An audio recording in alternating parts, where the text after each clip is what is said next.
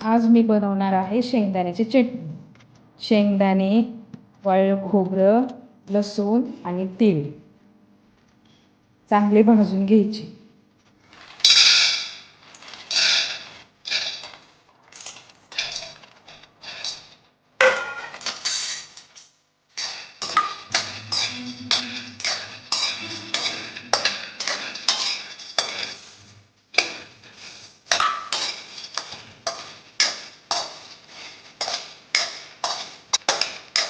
चांगले भाजून घ्यायचे लाल होईपर्यंत, म्हणजे खमंग चटणी लागते.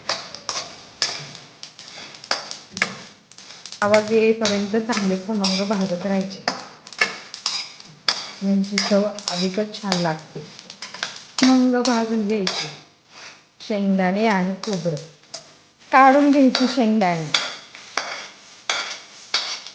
शेंगदाणे खोबरं चांगलं भाजून घ्यायचं एका प्लेटीमध्ये आणि तेल गरम करायला ठेवायचं.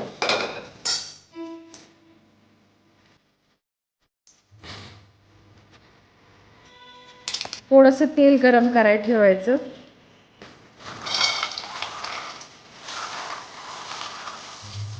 तेलामध्ये चांगलं खमंग परत एकदा भाजून घ्यायचे शेंगदाणे आणि तीळ, खोबरं आणि लसूण.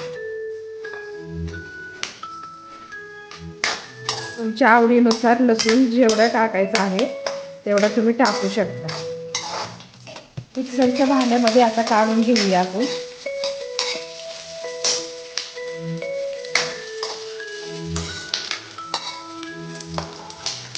भांड्यात काढून घेऊया आपण आता. लाल तिखट 1.5 चमचा टाकायचा आहे आपल्या तिखटानुसार आणि थोडंसं मीठ. मिक्सरमध्ये बारीक करून घेऊया. ही बघा शेंगदाण्याची, तिळाची आणि खोबऱ्याची चटणी. मंडळी, अशी भाकरी द्यायची आपली चटणी आणि त्याच्यामध्ये थोडंसं तेल टाकायचं आणि